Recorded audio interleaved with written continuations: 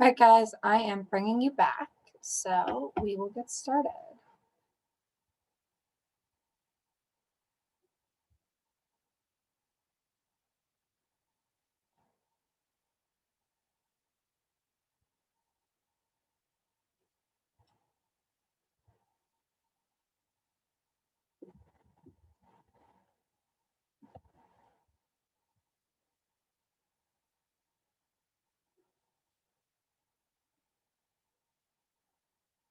All right, guys, so it was really fun for me. I actually was sneaking in and out of your breakout rooms, and nobody really noticed, but it was kind of fun because I could listen to you have real, authentic math discussions.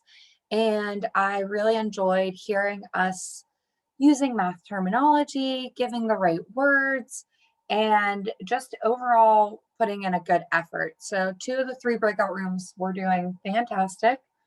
One of the other ones seemed very kind of independent. We weren't really collaborating. So, uh, again, it was nice to drop in and hear those collaborations.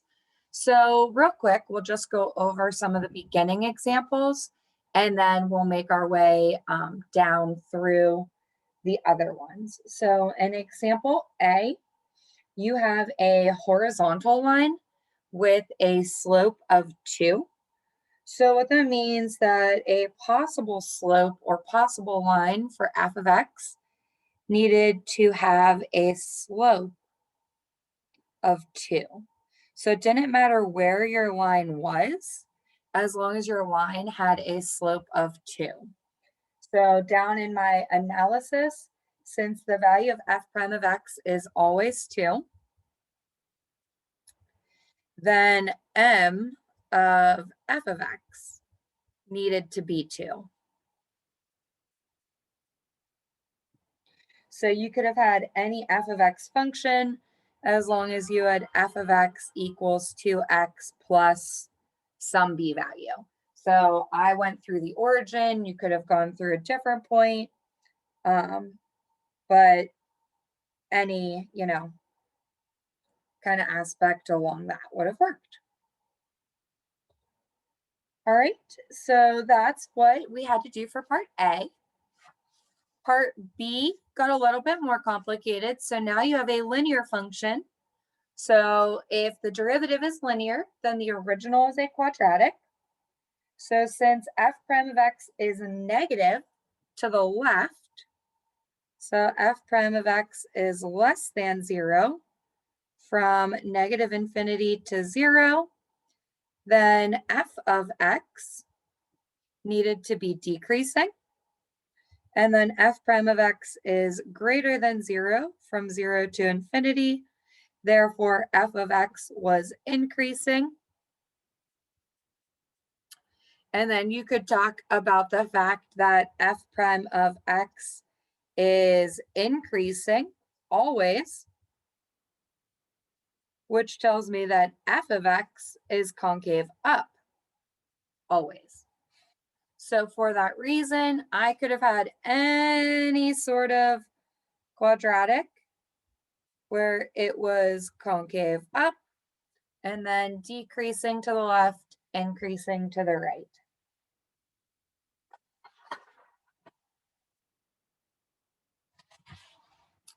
Letter C. So now the derivative is increasing and negative. So it's negative and increasing from negative infinity to 0.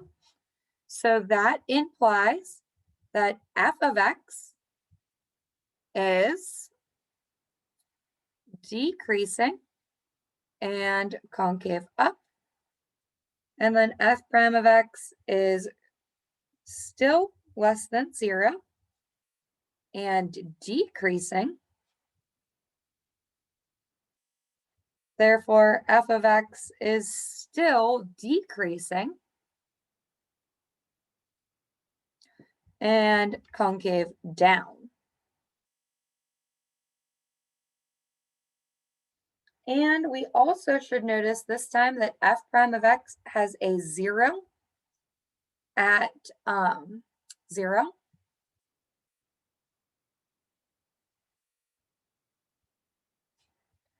So a 0 tells me that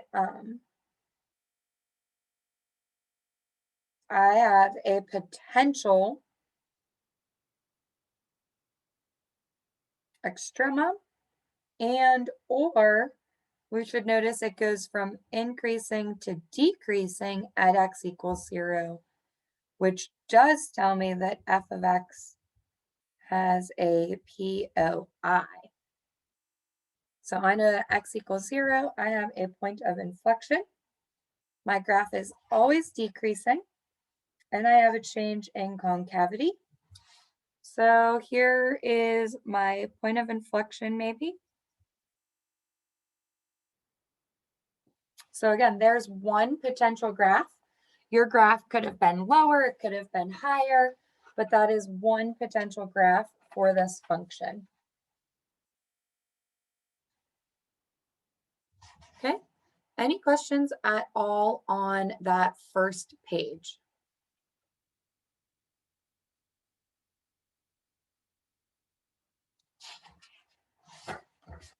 Okay, so then I had you guys look at example D. So again, I heard a lot of conversations about increasing and decreasing. We are talking about our concavity. So for this graph, it's negative on a couple intervals. It's negative, so f prime of x is less than 0 or negative from negative infinity to -4, -2 to 4. So that tells me that f is decreasing on those intervals. The derivative is positive from -4 to -2 and 4 to infinity. So that tells me f is increasing. And then we can look at the fact that we have zeros with sign changes.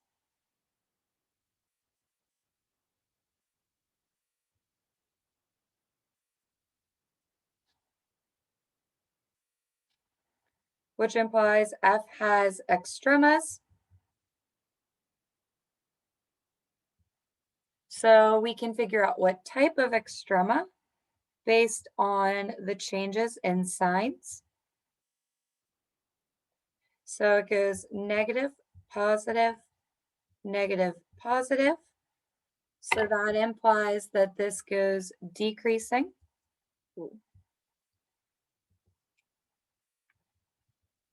Increasing, decreasing, increasing. So that implies that -4 and +4 are relative mins. Or, yeah. And then -2 is a relative max.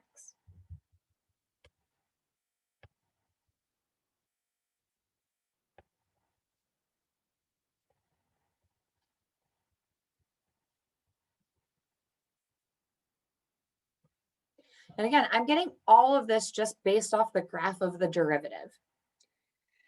So the other thing we know is that if the derivative is increasing, then the second derivative will be positive. And if the second derivative is positive, then the original is concave up. So since f prime of x is increasing, f double prime of x is positive, which means that f of x is concave up, and it would be concave up from negative infinity to -3 and 1 to infinity. And then f prime of x is decreasing, which implies f double prime of x is negative, which implies f of x is concave down from -3 to 1. So this one's a little trickier. I know at -4, I need to have a min. So I might just put like a little dot there. At -2, I need to have a max. So I'm going to go above it. And then at 4 again, I need to have a min. So I'm just going to go like way down there. I know I'm decreasing and concave up.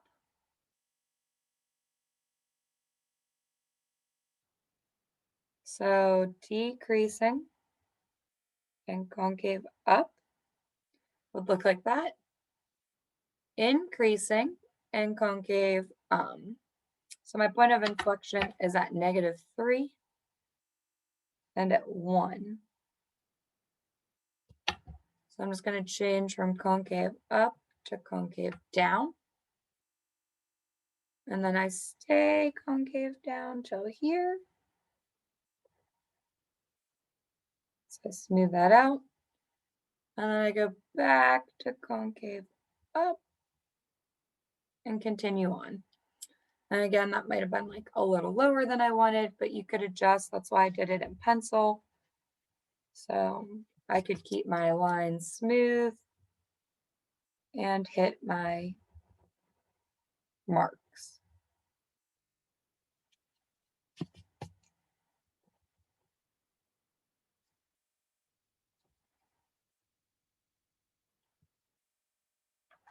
Okay. Letter E, we get some trickier points. So like at x equals 1, we have a 0, but we don't have a sign change. So that implies that I do not actually have a relative max or relative min at that point. So let's just talk about our graph again. So at -infinity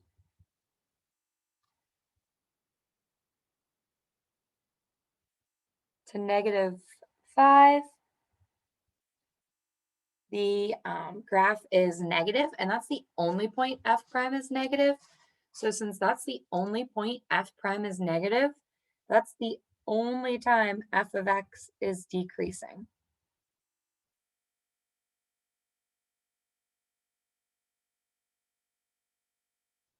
And then f prime of x is positive from -5 and on, with the exception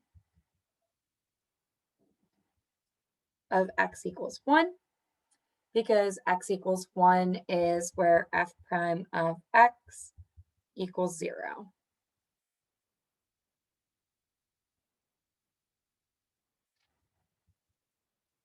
Because at -5 it equals 0 and we have a sign change, at -5, that tells me that this goes from negative to positive.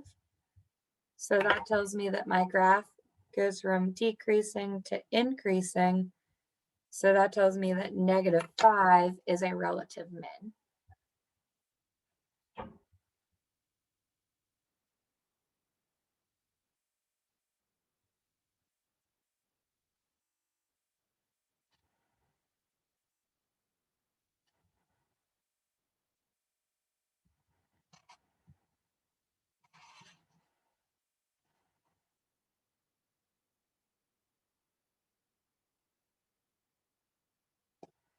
Okay.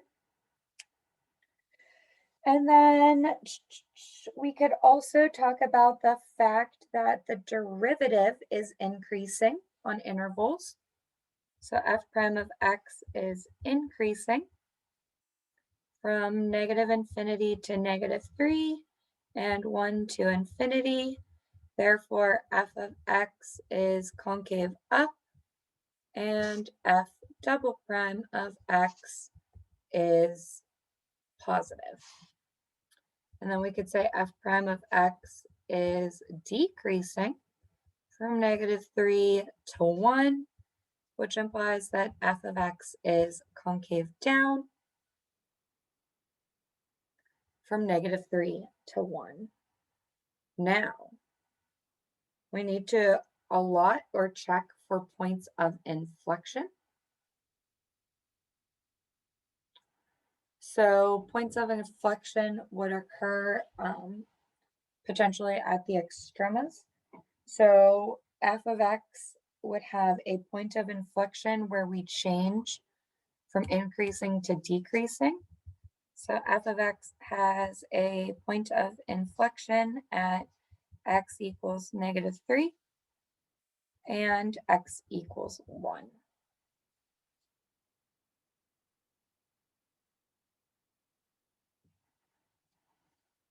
So at -5, I'm going to be looking for a relative min. So I might put my low point way down there. I'm going to go from decreasing to increasing infinitely forever. I have to look at my concave down. So I'm concave down from -3 to 1. So that means at -3, I'm looking for a change in concavity. So I'm going to make sure I'm concave up over here. And then I have to make sure I get some concave down. So we're going to transition to concave down. And then at 1, it transitions back to concave up. And we also know 1 kind of has that vertical like tangency because of the 0 blip without being a blip. Okay?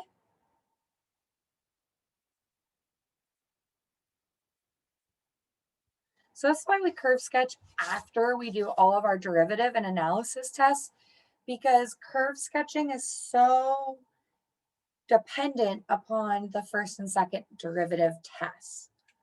So for the next part and letter F, this one is almost less detailed than some of the other ones. So the first thing I notice is that f prime of x is increasing always. So the minute I notice that, that tells me that f of x is always concave up. So that's just like the first thing that stood out to me. And then that also implies no points of inflection on f of x. So you don't always have to go in order. So for me in this case, I totally went out of order just based on the fact of what I saw. And then I would also take into account that f prime of x is negative and where f prime of x is positive and where f prime of x equals 0. So it's negative from negative infinity to -1, positive -1 to infinity, and 0 at -1.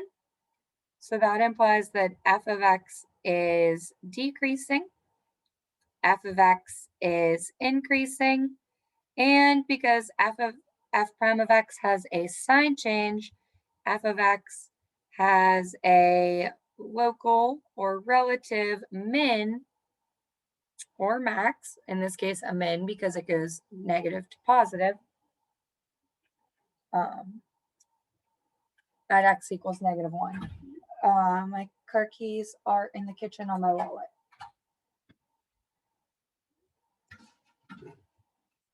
Or on the steps, sorry.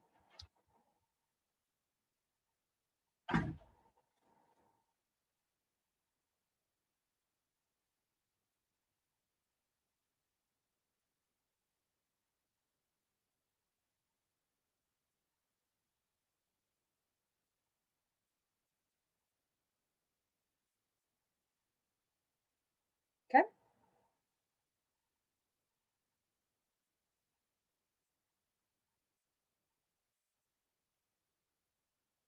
So our potential graph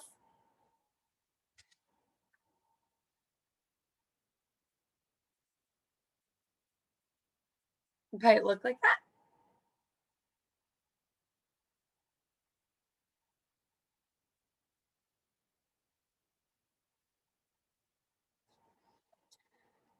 G gets a little tricky um,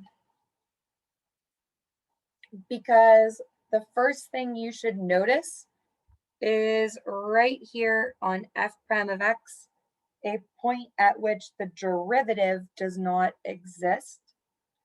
So we just want to take into account that f prime of x at x equals 1 is kind of like a special point.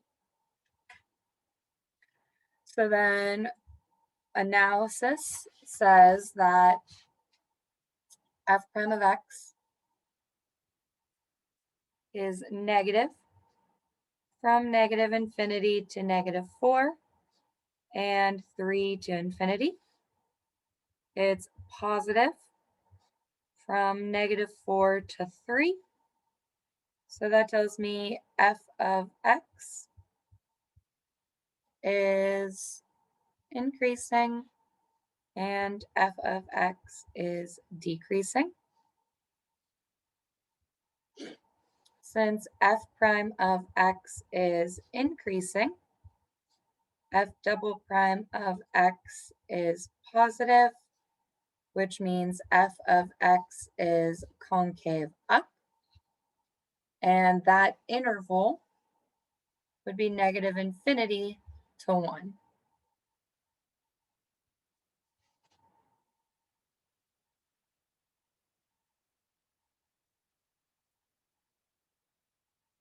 And then f prime of x is decreasing, which implies the second derivative is negative or less than 0, which tells me f of x is concave down, and it's concave down from 1 to infinity.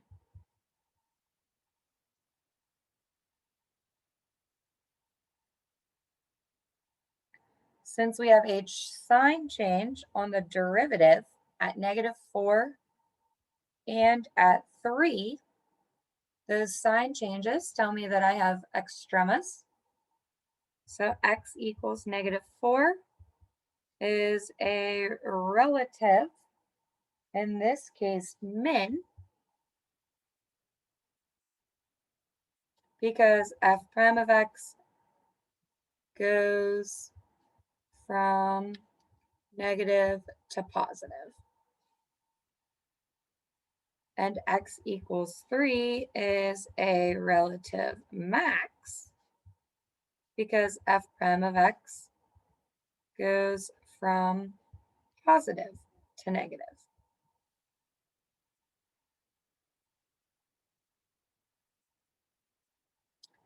We also have a change of increase to decrease, which means that we have a change of concavity, which means that at x equals 1, we have a point of inflection.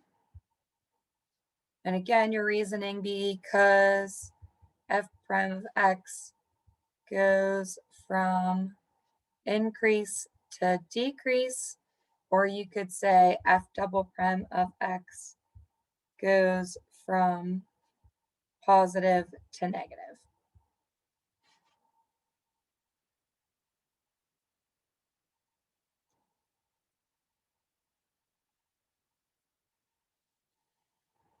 So I'm increasing to negative 4.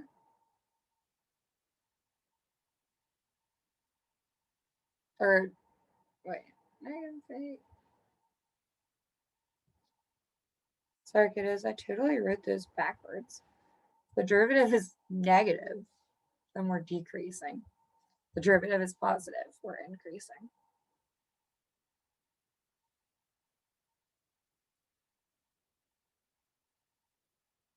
So we're decreasing here, then increasing, then decreasing again. So like roughly sketching, I'm going to go decrease to increase to decrease. And then I know that I need to have a rel min and a rel max. So I kind of have my rel min, kind of have my rel max. At 1, I'm looking for a point of inflection. So in my case, my point of inflection maybe happened a little too soon. So I might just change my concavity a little bit in here. So I might just put my min a little lower down.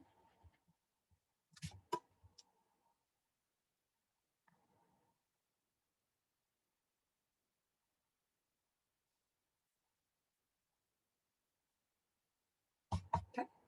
And there you see my key points.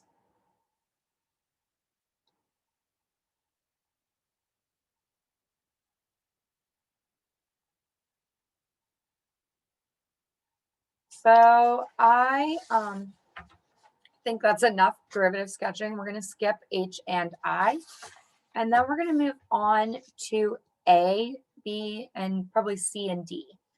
So these examples are a little bit different from the examples we just looked at in the sense that now we are taking graphs we're given and we are going to sketch key pieces of information. So in the past examples, you were given a graph and you sketched the points. Now we're going to be given the points and sketch the graph. So for letter A, I'm given f of x equals, or f of 1 equals -2. So I immediately know I have this point on my graph. So I'm plotting it. I also know that the derivative is positive for all x. So that tells me f of x is increasing everywhere. And I'm told the second derivative is positive for all x. So that also tells me f of x is concave up everywhere.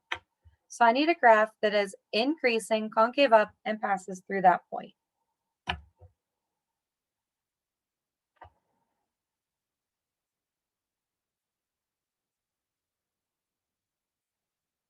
Potential graph.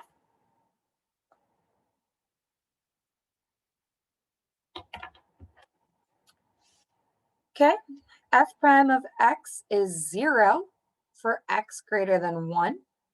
So positive for x greater than 1 tells me f of x is increasing from 1 to infinity. Negative for less, so that tells me it's decreasing from -infinity to 1. F prime of 1 equals 0, so that tells me I have an extrema on f. And in this case, if we go from decreasing to increasing, then this is a min. And then my second derivative is positive, so that tells me this is concave up. And then f of 1 equals -1, so f of 1, -1. So I'm just going to make my quadratic.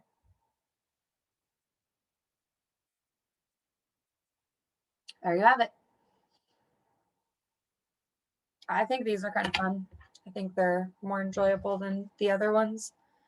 Okay, f prime of x is positive for x greater than 2. So that tells me increasing 2 to infinity. It's 0 for x values less than or equal to 2. So if the derivative is equal to 0, that tells me that f of x was a constant. So that told me f of x was a constant for x values less than or equal to 2. I'm told that f of 2 equals 1, and that the second derivative is positive for x greater than 2. So it tells me it's concave up. So I'm concave up and increasing from here, but I have a constant before it. So let's just make this continuous. So I'm going to have my constant match my point right there. So I'm going to pause for a second. I'm going to let you guys try letter D on your own. So I'm going to give you like 2 or 3 minutes to just kind of sketch out D real quick.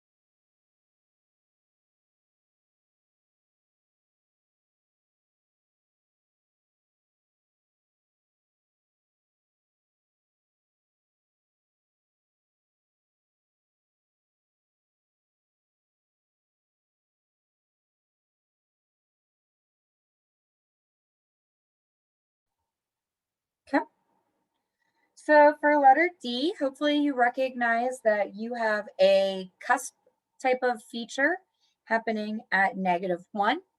So we get that piece of information. So f of -1 equals -2.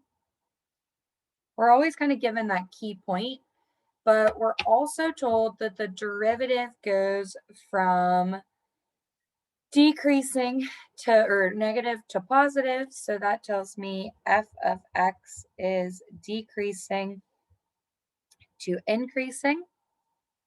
We're also told that the second derivative is concave down, except at -1.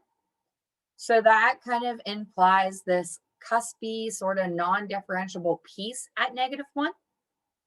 So decreasing to increasing while maintaining concavity of down for all points. Oh my God.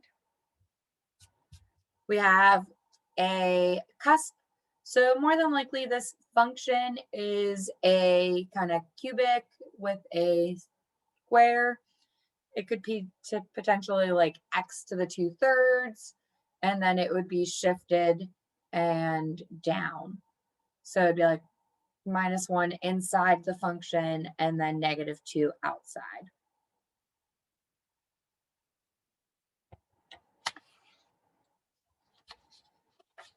So for the next couple of pages in there, there's only 4 really graphing problems.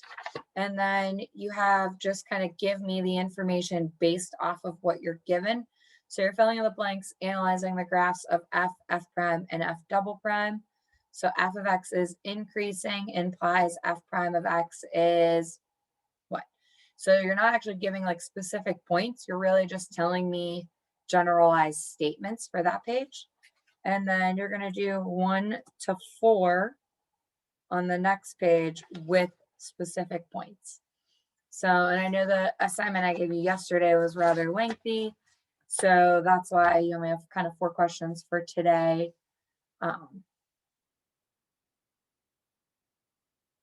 And I totally forgot I wanted to go over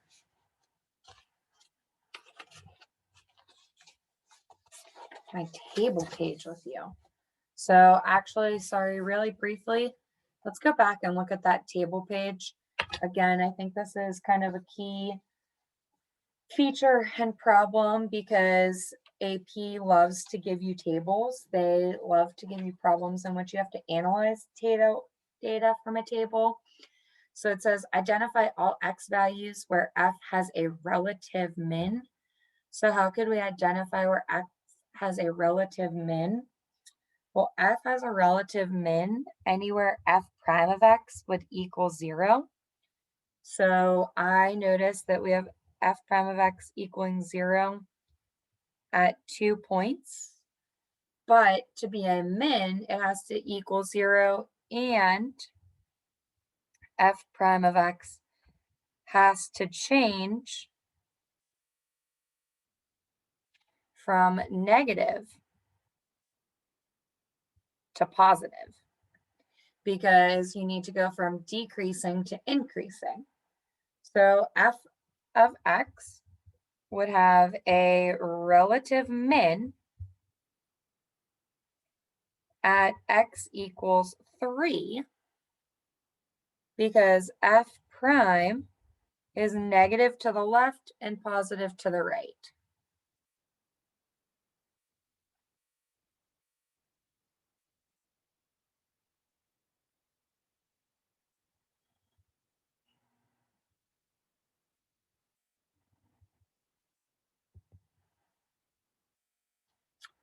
Part B, identify all x values where f has a relative max. So we already identified where there was a second 0. So now we need to look, does it go from positive to negative? And since it does, then that would imply we have a relative max. Now, the tricky part is this says using the second derivative test. So that justification in part A is the first derivative test. The second derivative test asks about the second derivative. So the second derivative is negative, negative, 0. So what we want to do is talk about what the second derivative is at -1. So f of x has a relative max at x equals -1 because f double prime of x is less than 0 or negative. So the second derivative test says that if the second derivative is negative, then you have a relative max.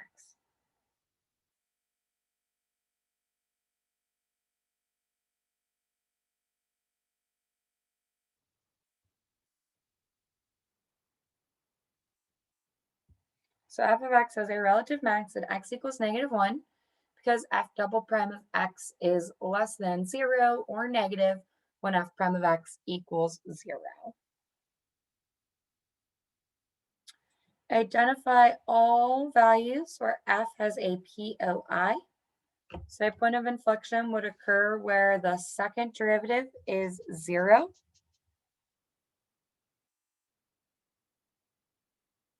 And has a sign change.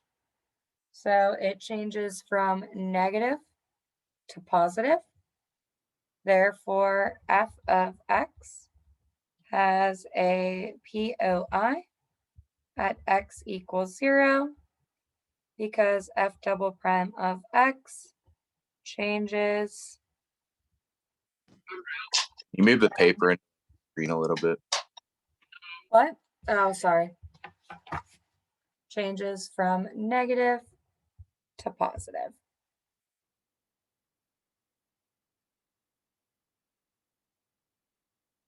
Now,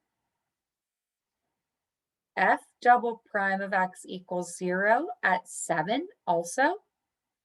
However, 7 doesn't change signs to the left and right. It's positive on both sides. Therefore, 7 is not a point of inflection. X equals 7 is not a point of inflection. Sorry, that should be at x equals 1.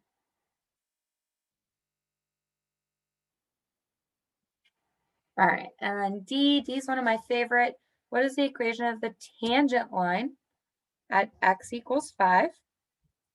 So we got to go up to our table. In order to have a tangent line, we need our x1, y1. So we know x1 is 5.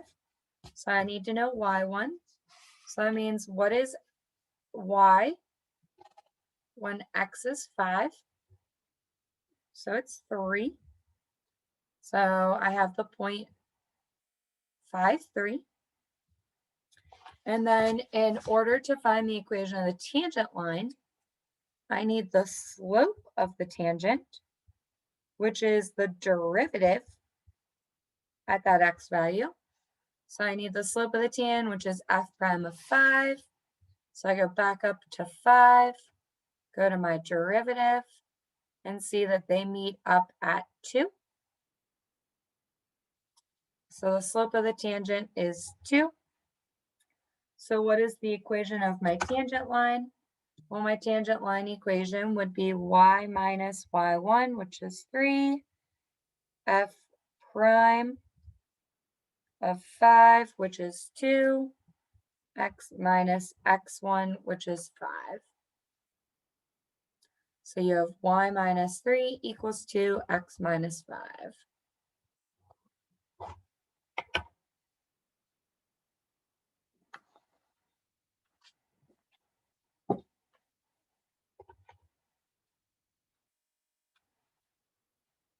Okay.